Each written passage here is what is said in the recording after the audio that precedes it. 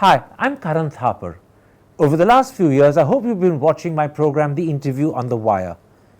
During that period, I've interviewed doctors, politicians, businessmen, scientists, authors, and even the occasional Nobel laureate. For me, it's been exciting. I hope it's been enjoyable for you. But these, as you know, are tough times, and if this program is going to remain bold, independent, and sometimes even defiant, then I think we need your support. At the end of the day, it's a truism, but editorial independence is best defended by the viewers. So if you would like this program to remain the way it is, forthright, outspoken, and interesting, then would you consider supporting us? All you have to do is to click on the description at the bottom. But more than anything else, I hope you will continue to watch the interview. Your viewership means an awful lot to me.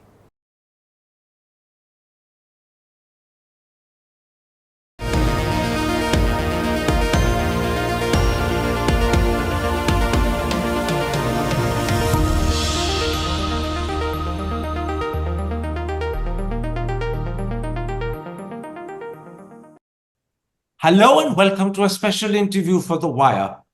In the early hours of this morning, President Trump announced steep reciprocal tariffs on most countries of the world, which range between 10 and 44% depending on the country concerned. In India's case, it's believed to be 27%, but there are some interpretations that put it higher. So today we ask, what impact will this have on America? More importantly, what impact will it have on India, and how realistic are hopes that the bilateral agreement that is presently being negotiated can ameliorate the situation?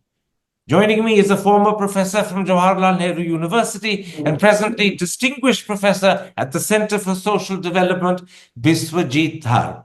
Professor Dhar, before we focus on what Trump's reciprocal tariffs mean for India, let's start with Trump in America. Calling his measures a declaration of economic independence, President Trump said he was acting because for decades our country has been looted, pillaged, raped, and plundered by nations near and far, both friend and foe alike. Does that explanation hold water and justify what he's done? No, absolutely no, because the US has been the hegemon for all the decades, the post-war period, and it has actually been dominating the global economy in no uncertain terms, and it has been doing it in several ways. As you know, that the entire post-war multilateral economic framework was designed essentially by the United States. Of course, the United Kingdom was also in tow, but it was done by the US. And all the rules that were framed, and especially in the multilateral trading system, were done to favor the Americans. And the Americans' businesses, like President Trump, like saying businesses, workers, ranchers, farmers, they're actually designed to benefit these countries. Now, what has actually happened is that the US and especially Trump has moved away from multilateralism because many of the emerging countries, including India, Brazil, South Africa, and to an extent China, they're actually putting pressure on the WTO to change the rules of the game. And to an extent, we did succeed in at least stopping them from going forward. In the millennium during the Doha round of negotiations, and that's the reason why the US is so grieved. Because it is not able to have its way in the international economy. So the claim that America has been, to quote Trump, looted, pillaged, raped, and plundered is baloney. Absolutely. Now, secondly, there's a lack of clarity about what exact quantum of tariff he's actually imposed. Is it a universal baseline 10% levy imposed on the 5th of April and then increased by reciprocal tariffs 4 days later on the 9th? Or are they replaced by reciprocal tariffs? In other words, in India's case, to take that as an example, is it 10% plus 27% or 10% rising to 27%? Which of the two? No, it's actually the way I've read it, it's 10% plus 27%. So, a reading of the text, the decision, the executive order that was issued, it said that at the first instance, on the 5th of April, there'll be a 10% base tariff that will be imposed. And on 9th April, there'll be an additional, the language says, furthermore, 27% tariffs or these additional tariffs will be imposed. So the reading is very clear. It's 10% to begin with, and it then goes up to 20 goes up by 27%. So the total is 37%. So just to be clear, in India's case, it will be a total of 37% on the 9th of April, not 27%. Not 27%, 10 plus 27%. You're absolutely certain of this. You're absolutely confident. Absolutely. Okay. Let's then first focus briefly on America. What sort of impact will this have on America itself? Do you envisage, as many economists, both in America and outside, are predicting that there could be a sharp increase of inflation in America? Yes, certainly, because any increase in tariffs and tariffs of this magnitude, and as you said, that it's ranging from about 21% to going up to 54%. In fact, in case of China, is actually 54% because 10% tariffs were imposed earlier on China. Now, this means that the producers or exporters really can't absorb the tariffs. They will pass this on to the consumers, and passing the And that means American consumers will be paying more for Absolutely. imports into the country. Exactly. So they'll be passing more means that they will have to pay more for anything that they import because this is across the board increase in tariffs, except for a few sectors which have been excluded. Energy products and pharmaceuticals being the more important ones. Now, secondly, the American bank JP Morgan, as well as several commentators on BBC World News, believe that America is now likely to tip into recession around autumn or the end of the year. Do you believe that will be a second outcome of what Trump has done? Absolutely. And this is the logical outcome, the next step, because once the consumers get hit, they're not going to be buying enough. And as this happens, the economy is going to slip into a recession. So America will see two developments in the next 6-7 months. It will see inflation rising. It will see growth substantially slowing down. Will it be heading towards some form of stagflation? Well, it's entirely likely. And as I said, that if you have this level of tariff hikes and then translate it into a substantial higher levels of inflation and slowing of growth, this is exactly what we mean by stagflation. Let's then, against that background, talk about what tariffs will mean for India. Trump says that he's calculated the 27, now you're saying in fact it's a 37% reciprocal tariff on the grounds that India imposes 52% tariffs on America, which he says includes both currency manipulation and trade barriers amongst and alongside outright tariffs. How legitimate or how arbitrary is Trump's calculation of 52%? No, this is completely arbitrary. Now, we have not been manipulating our currency, and to say that India is a currency manipulator alongside China. China, of course, has been doing that. I wish we had actually done some currency manipulation. We actually don't do that, and then and there are several products on which we have now have zero tariffs. There are certain sectors, especially agriculture, where the tariffs are high and very legitimately slow. So because we have huge problems in that sector, livelihoods and food security, besides others to take care of. So the claim that India's overall tariff, as Trump has said, is around 52% vis-a-vis America, once again is, you would say, baloney. Completely. He's plucked it out of a hat. Absolutely, absolutely. The most immediately affected when these Trumps come into implementation, I presume, will be India's goods exports to the United States, which are worth some $85 billion. Commentators on CNBC say there could be a 10 to 15% impact on this, and that's a hit, if I've got my maths right, somewhere between $8 billion and $13 billion. Would you agree with those figures? Yeah, yeah, I would agree.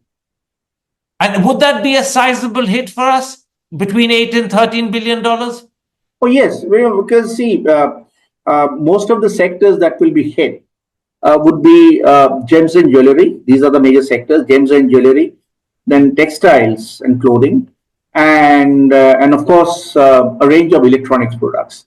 Now, the first two, the gems and jewelry and textiles and clothing, especially clothing sector, these are in this there's a overwhelming majority of micro enterprises, small household enterprises who are actually working there.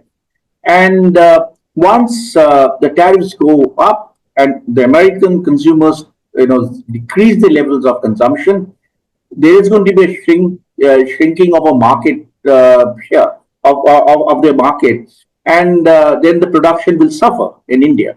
Now, we can actually make a case that, well, that our producers will find markets elsewhere, in other continents. They'll move out of the US.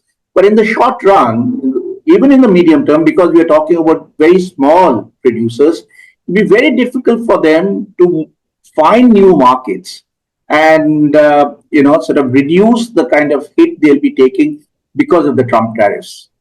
Let me ask you, if sectors like gems and jewelry, textiles, engineering goods, electronics, ready-made garments, and even some agricultural produce, because we do send some agricultural produce to America, if these are affected, and most of these, as you say, are MSME sectors, and they're also labor very intensive, what will be the hit on employment and jobs in India?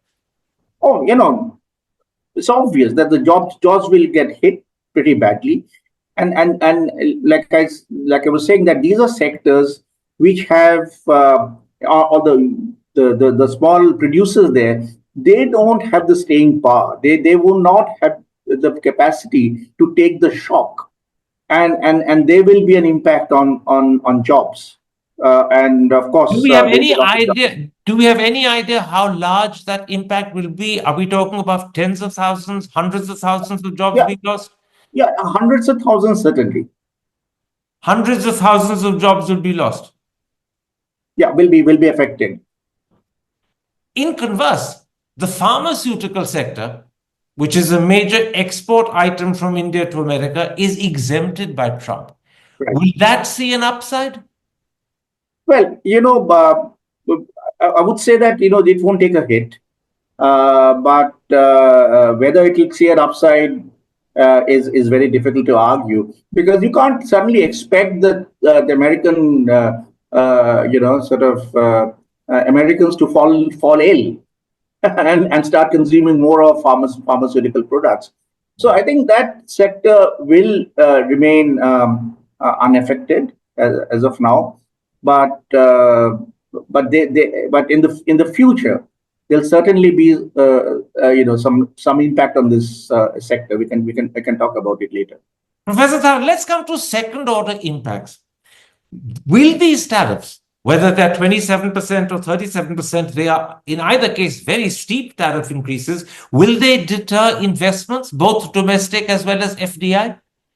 Of course, there will be, once the market gets, our producers get affected, and they will, and our access to the largest market, almost 18% of our exports go to the US, and in that sort of a scenario, the foreign investors, even domestic investors, will be bearish about investing in India.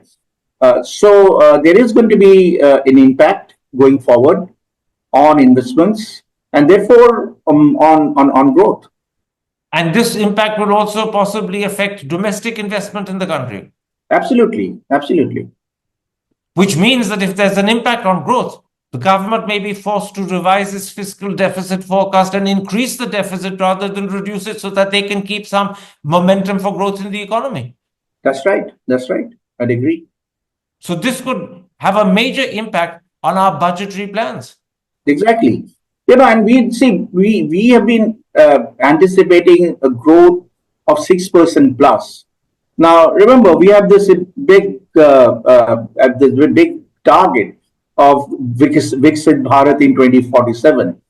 Now, anyone who just simple math would say that even if you grow at less than 7.5%, you're not going to be reaching this target in by 2047.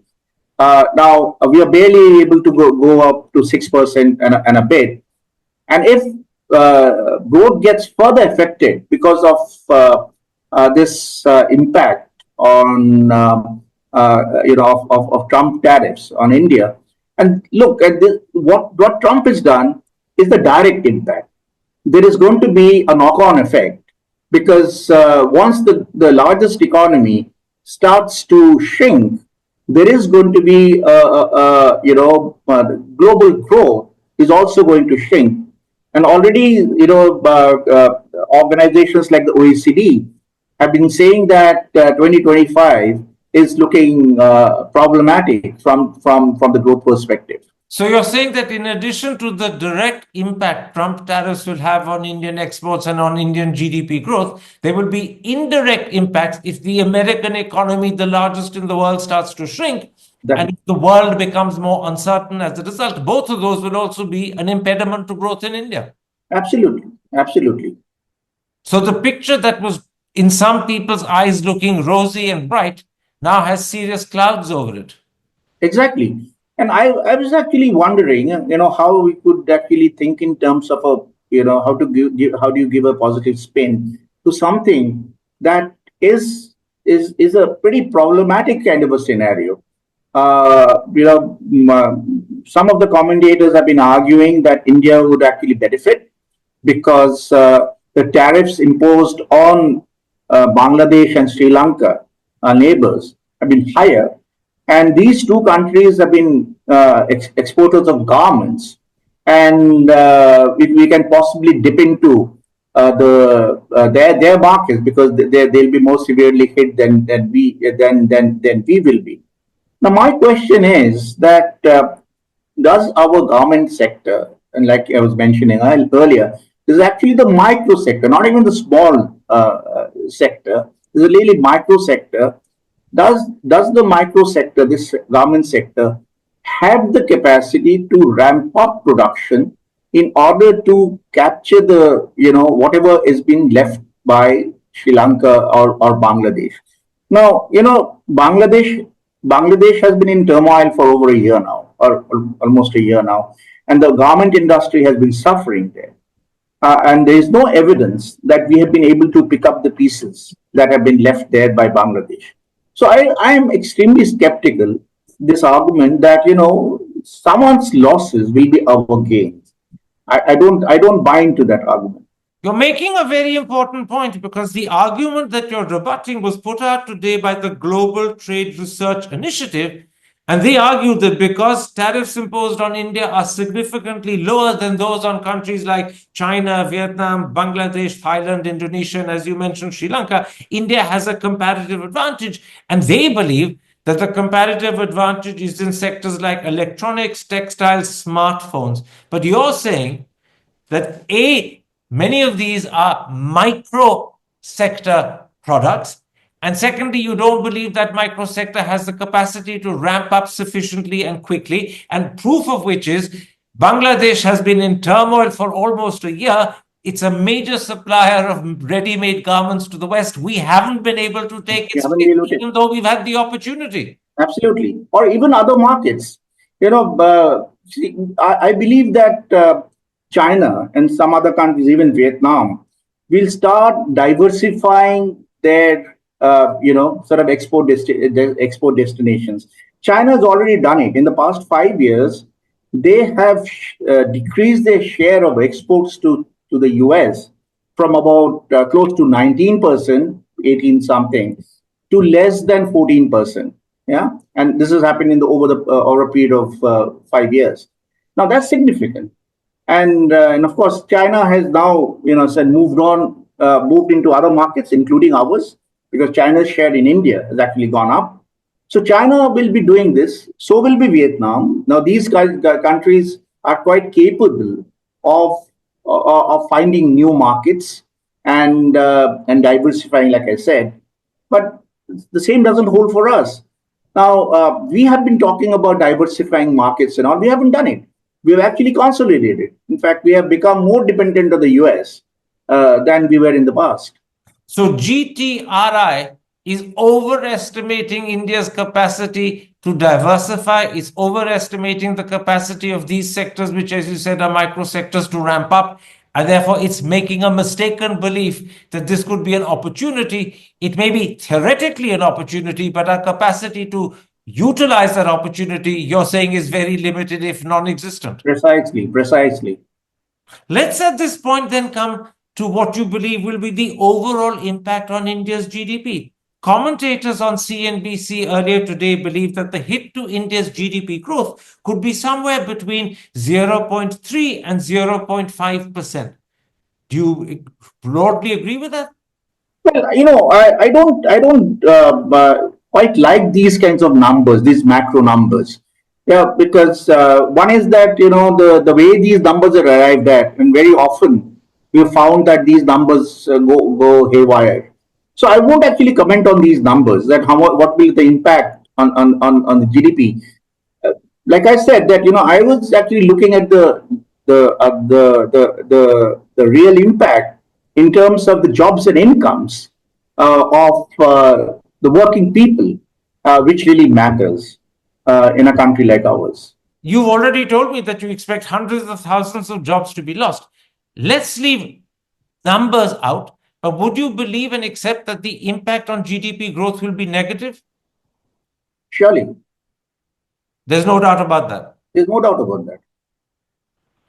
Now, clearly, as we pull back and look at the big picture, President Trump is holding a gun to India's head.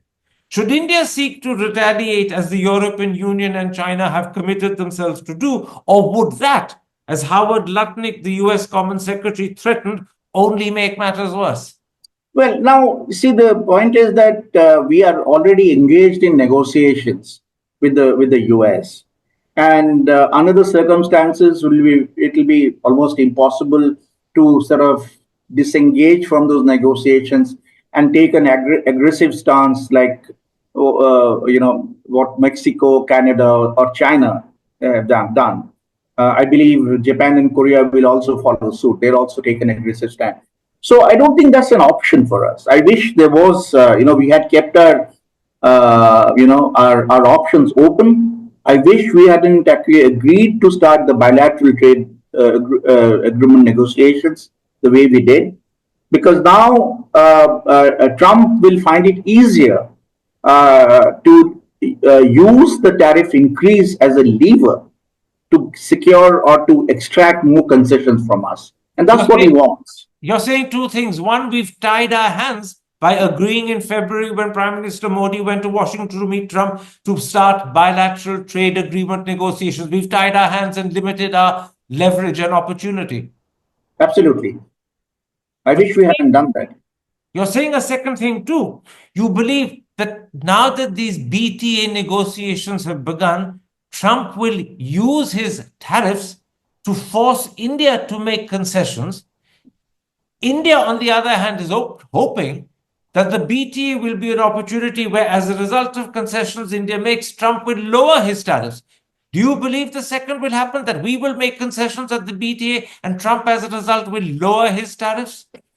No, look, I think, I don't know where these expectations come from, because let us not forget that the reason Trump is getting after us is because we have this high trade surplus vis-a-vis the US. And Trump, being a good mercantilist, he doesn't like trade deficits. So he wants to have, at least do trade on equal terms or have a surplus. So his objective is to sell more to India and to force India, to buy, sort of, in other words, buy more from the US. And he doesn't want India to sell as much to the US. So what these tariffs will do, in my view, that the first step has already been taken. The tariffs will limit our market access to the US. So there'll be a reduction in our exports to the US. That's part one of what Trump wants to happen. At the second, he will try and achieve through the BTA negotiations, where he will force us to reduce our tariffs. And because, remember, reciprocal tariffs mean two things. Reciprocal tariffs means, increasing tariffs, could mean US increases tariffs to our level in whatever products in agriculture, for instance, or forces us to reduce our tariffs to the US level. Now, Trump wants access to our agricultural market. And Howard Lutnick has gone on record of having said that he's asked the Indian leaders, why wouldn't India buy even a bushel of corn from the US? Yeah. So the intentions are very clear. And in his executive order yesterday, Trump has mentioned that India has 80%, I think 80% tariffs on rice. Yeah, so it is very clear what they're trying to target. That we don't like 80% tariff on rice. We would like India to reduce 80% the tariff on rice, so that US, which is also in the market, export market for rice, would have an opportunity to sell rice to India. But what you're saying, Professor Dhar, if it's accurate, and I don't doubt it, but if it's accurate, is deeply worrying, because India will lose both ways.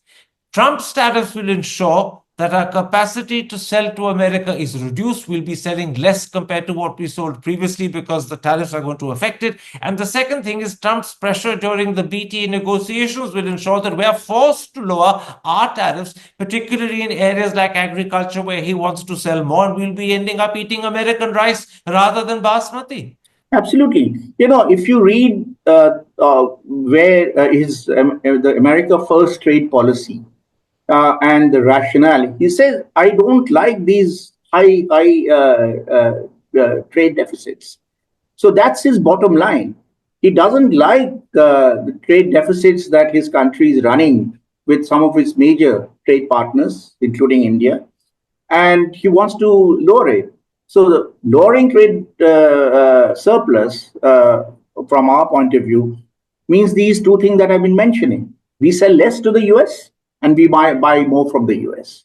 But tell me, is there anything India can do at the BTA to ameliorate the situation? Are there any concessions that we can offer that would mollify Trump? Or are you saying that this is well-intentioned on our part, but we're not going to succeed? No, at this point, it looks difficult. Now, I think one way of addressing this issue would have been that, look, our industry, both our industry and agriculture, really doesn't have the competitive strength, because our electronic sector, especially mobile phones, it started rolling only after the government gave increased the tariffs and gave it tariff protection. So it was almost infant industry protection that led to the increase in exports. And we are also giving incentives under PLI. And are these policies something that the Trump administration does not like? You would have seen this report that came out from the US Trade Representative a few days back on trade barriers of foreign countries. And if you look at the India chapter, and if you just go through that chapter and all the complaints that US has against India in all the different areas, starting from tariffs to subsidies to our patent laws, copyright laws, all manner of policy measures that we use, which have an impact on trade. None of these things are liked by the Trump administration. So my, this thing hunch is all these issues mentioned in the USDR report will be on the negotiating table. And US is, of course, the demander. They'll actually demand concessions from us. I wish we had a similar document with us. And I've been arguing this for a long time. Like Trump is telling us that we don't like these policies because it hurts us. We should have had a document with us saying, like, these are the policies of the US that we don't like. And therefore, we need to do a trade off. Now, what do we have on the negotiating table? Complaints by the US that India does this and that, and demands from the US that India must accommodate all the US's interests. And what do we have on our side? Almost nothing. And we are already started to be accommodative. We have decreased tariffs on electric vehicles. 2 days back, you would have seen a report saying that the prices of coronary stents have been increased. This was one of the complaints in the USDR report, that we are not allowing prices of stents to increase. We have promptly done that. Gujarat government has increased price of stents, has doubled the price of stents. So we are already doing things to accommodate. We decrease tariffs on bikes, on motorcycles, and several other products. So that's it. Absolutely. And the Hindustan Times about 5 or 6 days ago had a story which said that India was prepared to make fairly serious cuts in its own tariffs to appease the Americans. That is precisely what Trump wants. But you're saying even if those fairly serious cuts are made, Trump may not actually reduce the tariffs he's just imposed. We will be making the cuts. Tariffs will stay against us regardless. That is right. He would merely say, he is saying, he's actually playing the victim card. He's saying that there's been historical wrong done against the US. Now, that's a very serious argument. It's a very dangerous argument to make.